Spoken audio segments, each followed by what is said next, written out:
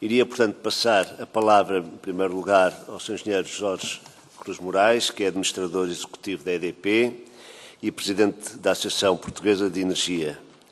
O Engenheiro Cruz Moraes é de formação engenheiro eletrotécnico e vai-nos, com certeza, falar sobre as perspectivas da EDP nesta área das energias renováveis marítimas.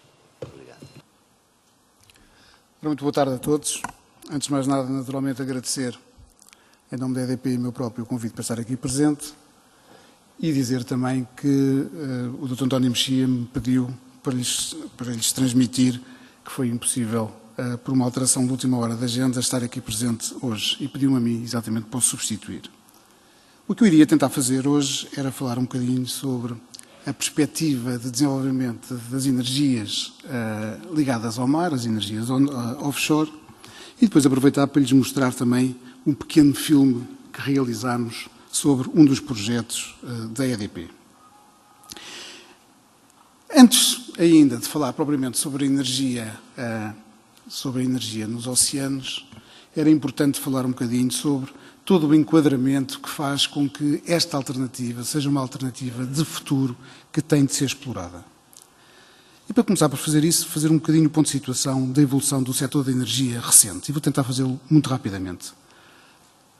Eu costumo dizer que o setor da energia tem vindo a viver um período de mudança que não tem precedente ao longo das últimas décadas. E isso motivado fundamentalmente por dois fatores.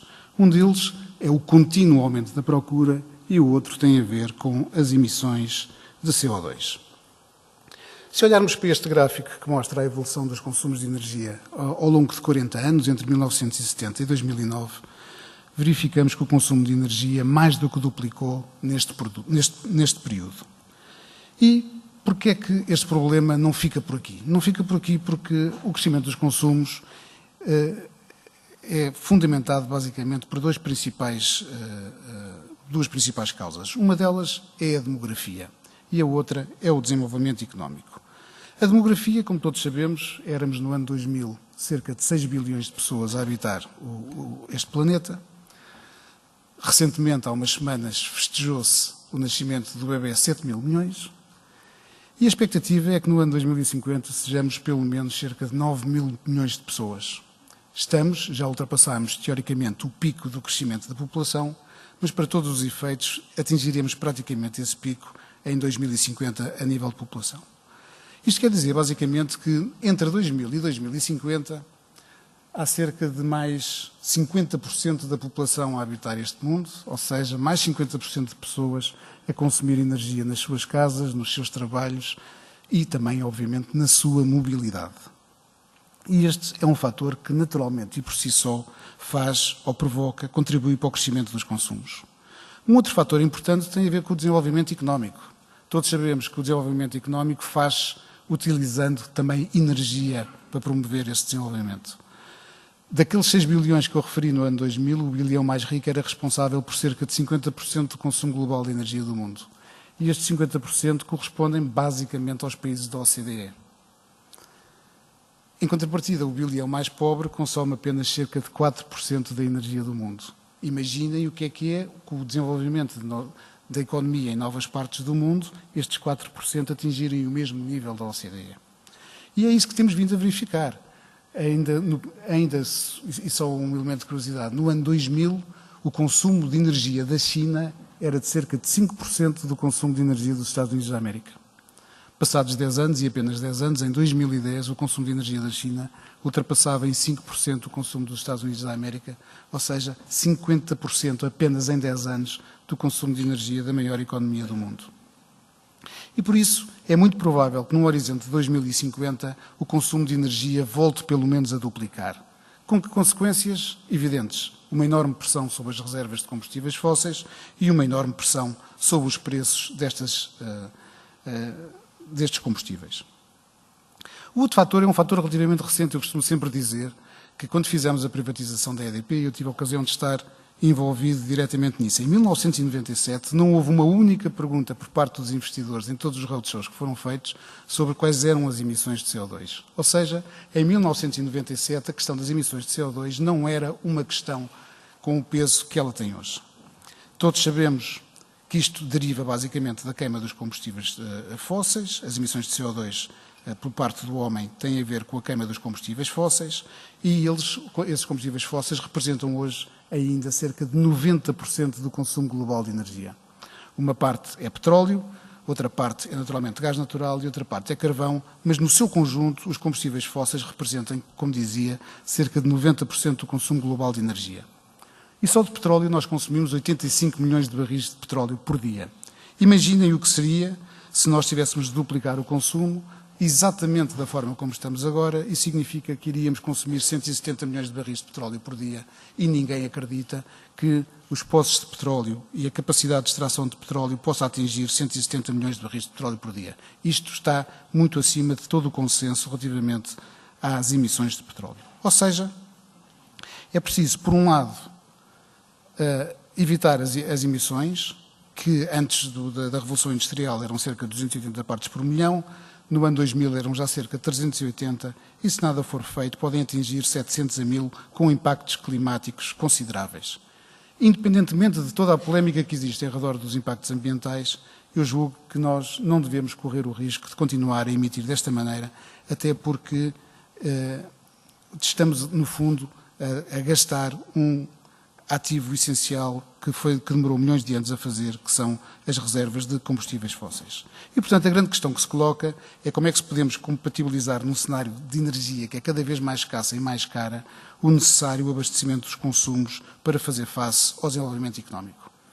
A Agência Internacional de Energia procura dar uma resposta. Estima, nesta curva encarnada que está representada no gráfico, estima qual é a evolução das emissões de CO2 ao longo dos próximos anos e determina qual a linha das emissões que devia ser garantida por forma a que as concentrações de CO2 na atmosfera não ultrapassassem os 450 partes por milhão, que é considerado um cenário aceitável.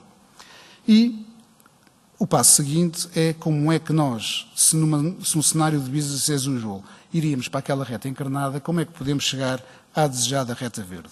E o que diz é, temos de ter uma parte que é a parte azul em baixo, captura e sequestro de carvão, temos de desenvolver energia nuclear, temos de desenvolver biocombustíveis, as renováveis e a eficiência energética. E a eficiência energética ocupa uma das partes muito importantes.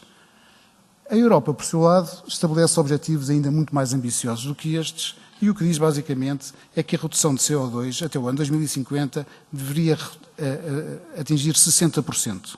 Como é que se consegue isso? Nomeadamente descarbonizando integralmente o setor elétrico. O setor elétrico deveria apenas contribuir com uns 10% para as emissões de CO2. Teríamos de fazer redução de consumo por força da eficiência energética e aumentar as nossas cotas de renováveis, que deveriam, no ano 2050, atingir 50% do total da produção de energia. E por isso, se pensarmos o que é que vai ser o setor energético no futuro, eu diria que ele vai ser marcado por dois aspectos fundamentais. Um é a descarbonização, ou seja, produzir energia e consumir energia sem ser diretamente através de combustíveis fósseis, com o objetivo, naturalmente, de limitar as emissões de CO2. Em segundo lugar, procurar desenvolver o máximo possível a eficiência energética. A eficiência energética tem um conjunto enorme de vantagens. Uma delas é, naturalmente, limitar o crescimento dos consumos e tudo isto significa, no fundo, eletrificar o consumo. O que é bom, naturalmente, para as empresas elétricas, mas é bom para todos porque a eletricidade é a forma mais eficiente de utilizar energia. E isto passa por um conjunto de coisas que vão mudar no nosso mundo e nós vamos continuar a assistir ao desenvolvimento das energias renováveis, independentemente de todas as crises económicas. Não é possível satisfazer as necessidades do mundo apenas com combustíveis fósseis, ou fazê-lo apenas com combustíveis fósseis. Terá um custo muito grande. Microgeração vai continuar a ser desenvolvido. Vamos assistir à implementação de medidas de eficiência energética generalizadamente. Vamos assistir à mobilidade elétrica, porque a mobilidade elétrica tem um rendimento muito superior ao resto, e vamos ver o desenvolvimento de redes inteligentes como forma de desenvolver energia, de acomodar todas estas mudanças, microgeração, automóveis elétricos, etc. E já agora aproveitava 2 slides só para lhes mostrar um conjunto de estudos a prever o que é que vai ser o setor energético daqui a 50 anos. E todos eles estabelecem níveis muito elevados, em todos estes estudos, de origens completamente diferentes, níveis muito elevados de produção de eletricidade a partir de energias renováveis. 60%, 40%, há um estudo inclusive que refere os 100% e outro 62%. Para acomodar estes níveis, não é possível utilizar apenas as energias renováveis que nós temos agora, até porque a energia eólica offshore, que é de longe a mais desenvolvida neste momento, onshore, desculpem, que é de longe a mais desenvolvida neste momento, vai tendo os seus melhores sítios ocupados e, portanto, é preciso pensar como é que consigo estender tudo isto. E há duas formas essenciais de considerarmos energia offshore. É a energia das ondas e a outra, a energia eólica offshore. Começando muito brevemente pelas ondas, até porque temos aqui especialistas muito melhores do que eu para tratar de falar sobre este assunto. Mas Portugal tem uma boa costa do ponto de vista de ondas, sobretudo na costa norte, a norte do Cabo Especial, temos zonas boas de ondas que poderão vir a ser aproveitadas e temos também já a regulamentação que permite o desenvolvimento de pilotos. A questão é ainda muito, na área das ondas, uma questão tecnológica. Há várias formas de o fazer, de tentar aproveitar a energia das ondas e eu aqui exemplifiquei 4. À esquerda, em cima, o que vemos é um modelo muito princípio da chamada coluna de água oscilante, que nós temos a desenvolver no pico, onde a água, o movimento das ondas faz comprimir o ar e essa compressão e descompressão do ar faz mover uma turbina. À direita temos outros exemplos de aproveitamento da energia das ondas.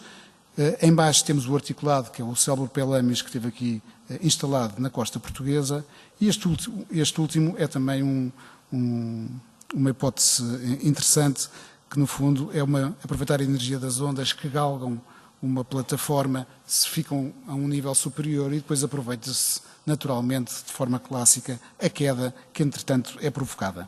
Obviamente que as quedas são pequenas, mas tudo isto pode ter grandes volumes de água a transportar. E, portanto, eu diria que, no meio de todas estas experiências, se estão ainda a desenvolver as diferentes fases das tecnologias, que passam naturalmente pelo desenvolvimento de modelos, até às áreas comerciais. Tudo isto tem o seu tempo e estamos exatamente nessa fase de desenvolvimento das diferentes tecnologias. E, portanto, a principal conclusão que eu gostaria de tirar é que, do ponto de vista do aproveitamento das ondas, e ao contrário do que se passa com o vento, não há uma tecnologia estabilizada. Não se pode dizer-se que há uma tecnologia, é esta que vai ser desenvolvida. E não sabemos o que é que vai acontecer. Na verdade, podemos vir a ter apenas um princípio de conversão, como é o caso das eólicas, em que está absolutamente estabilizado, que são aqueles geradores com 3 pás. São 3 pás, não são 4 pás. Portanto, é aquilo que já está estabelecido, enquanto nas ondas ainda não existe uma estabilidade tão grande relativamente à tecnologia que iremos usar. A EDP tem vindo também a participar de forma direta e indireta nestes projetos. Tem 3 minutos. Muito obrigado.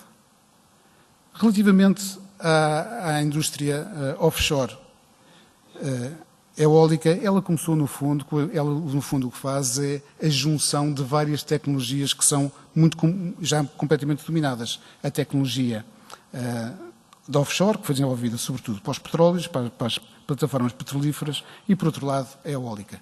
Nos anos 20 isto era uma produção de petróleo à beira de uma praia, nos anos 30 entrou pela praia, nos anos 50 já havia grandes explorações no mar, mas junto à costa, e finalmente, mais tarde, já nos anos 90, enormes plataformas no meio do oceano. A energia eólica é aproveitada também desde sempre. Este é o caso do moinho aqui do século X em Alcabidez, explorado pelos árabes. Já nessa altura se aproveitava o vento, mas foi de facto ao longo dos últimos 50 anos, eu diria, que a grande tecnologia eólica foi desenvolvida desde aqueles moinhos tradicionais que nós reconhecíamos nas quintas até ao aproveitamento em massa. É preciso não esquecer que no final dos anos 90 os moinhos, os geradores eólicos tinham 300 kW, 150 kW, 300 kW, hoje têm 3, 4, 5, estão-se a fazer 7 MW, 10 MW. É evidente que os espaços vão se esgotando, diria eu, e a verdade é que se foi aproveitando o mar. Por várias razões. É que, além do mais, o mar tem mais espaço e tem mais vento e tem um vento mais estável. A profundidades relativamente baixas, isto é o que se passa em todas as shallow waters no norte da Europa, há mar que tem 30 metros de profundidade, 40 metros de profundidade. E essa profundidade pode-se cravar a eólica no solo, com um maciço no solo, e isso é o que tem vindo a permitir desenvolver no Reino Unido, na Dinamarca, nomeadamente em todo o Mar do Norte, Escócia e por aí fora. Já em Portugal, a nossa costa, como todos sabemos, é uma costa estreita, que afunda rapidamente para profundidades muito maiores do que isso, e seria obviamente intolerável ter junto às nossas praias moinhos eólicos, torres eólicas junto às praias. E por isso, quando se vai para o offshore, quais são as principais razões? Maior recurso de vento e menos turbulência. Essa é a característica fundamental. Temos muitas áreas, uma vasta área de oceano disponível, temos os melhores pontos de eólicas em terra estão a escassear e a capacidade eólica offshore é é quase ilimitada. Flutuante porquê? Porque as nossas costas, nomeadamente, não têm profundidades que permitam cravar diretamente, porque todas elas têm mais do que os tais 30 ou 40 metros. Portanto, a solução será desenvolver tecnologia de offshore profundo, o que só se consegue com equipamentos flutuantes. Há aqui vários processos que têm vindo a ser analisados. A EDP, depois de analisar alguns deles, acabou por se centrar neste último, que é o wind float. Qual é a nossa expectativa? Obviamente que o que estamos a fazer, e vos vou mostrar num pequeno filme, tem ainda caráter experimental, embora tenha escala comercial. A torre eólica que está colocada no wind float é uma torre com 2 megawatts e, portanto, com uma enorme potência instalada, e a dimensão é uma dimensão perfeitamente de escala. O que nós pretendemos com o exemplo que vos vou mostrar é, no fundo, perceber exatamente que horas de vento é que nós conseguimos ter, como é que se comporta a eólica com as oscilações que fatalmente tem uma plataforma que está no mar, como é que se comporta a plataforma, é tudo isso que nós vamos tentar testar ao longo dos próximos tempos. Obviamente que os custos são mais elevados numa primeira fase, é fatal. Qual é o grande mérito que tem uma eólica offshore? É ter mais vento do que as outras. Em vez das 2.000, 2.500 horas, que é o típico em terra, poderemos vir a ter 3.500 ou mesmo mais horas. E esta diferença significa que podemos produzir mais 40% de energia e significa que podemos ter mais 40% de receitas. Os custos em contrapartida são mais altos porque temos uma plataforma também para pagar. Como é que se consegue pagar isto? Aumentando a escala relativamente à terra temos 1 ou 2 megawatts, podemos vir a colocar 7 ou 10 megawatts no mar, porque a colocamos a 10 ou 15 milhas da costa e daí já não se vê da costa. E por isso podemos ter maior. Temos mais vento, temos maior. Ao ter maior, temos mais escala e, eventualmente, temos um custo unitário reduzido. E, por outro, em vez de usar plataformas de aço relativamente caras, podemos vir a substituir por outros materiais, nomeadamente betão. E, portanto, acreditamos que no futuro esta tecnologia possa vir a ser competitiva, e a nossa expectativa é que no ano 2020 ela continue a ser um pouco mais cara do que as outras, mas já suficientemente competitiva. E eu ficava por aqui e ia pedir para nos mostrarem então este pequeno filme. O filme tem um pouco menos de 5 minutos, para vos mostrar então o que é o projeto do Wind Float.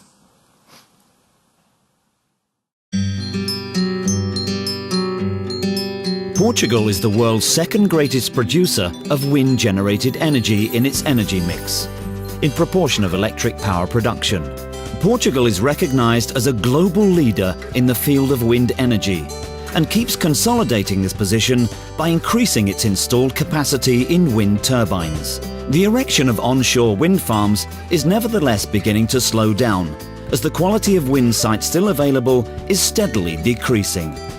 This may become a constraint for the new Portuguese energy strategy, which requires in the next 10 years a 60% increase in its wind-generating capacity. Europe is also relying strongly on wind-generated energy. European Commission estimates indicate that by 2020, wind sources will supply enough energy to power more than 120 million European households. These are ambitious goals towards a future that will have to rely more and more on clean energy. But a solution is available that lies within reach. Oceans occupy a large area of the Earth, wind speed is more stable offshore, and the associated capacity factor is greater than on land. There is a huge amount of area available without space constraints. EDP wants to take a leading role in this new energy paradigm, namely as part of a consortium that includes other notable investors. Principal Power, who had the original idea, R. Silva Matos, a Portuguese industrial partner from the metal manufacturing sector. Vestas, a world leader in the manufacture of wind turbines from Denmark. The Portuguese state through 5 venture capital fund, and various other Portuguese partners who will work together in the implementation of the concept originally developed by a team of European scientists. WindFloat project's main features. Reduced risk. The technology used in floating turbines is well controlled, as it combines 2 fully mastered technologies: wind turbines and floating foundations of the offshore platforms commonly used by the oil and gas industry. Focused innovation. The innovation effort focuses on the control of the floating turbines and on the design of the structure aimed at minimizing costs. Simpler operation. Il s'agit d'une structure de forme triangulaire avec une éolienne installée sur l'un des coins. La base de la structure est composée de 3 cylindres et de ballast qui lui donnent la stabilité nécessaire. La plateforme est alors remorquée en mer à plus de 10 km des côtes. Arrivée au parc éolien, elle est ancrée au fond marin. Dès que le vent souffle, le générateur, d'une capacité supérieure à 5 MW de puissance, commence la production d'électricité qui est transportée par un réseau de câbles sous-marins jusqu'à la côte. WindFloat advantages. Turbine agnostic. In other words, the base of WindFloat can be easily adapted to different turbines. High stability. As it is a semi-submersible structure with 3 heave plates, one on the bottom of each pillar, and static and dynamic ballast to ensure the system's balance and to compensate for the forces due to the waves and the wind. Depth range, just after 40 meters, therefore increasing the applicability of these floating turbines. Assembly is done on shore, and the complete structure is then towed to the site, which substantially reduces operational costs and risks. This technology can operate in very different sea conditions, thus making site selection easier. Furthermore, this concept has the potential to reduce the levelized cost of energy by using larger turbines, by increasing the manufacturing scale of these platforms, by using other cheaper materials. Its potential is thus virtually unlimited.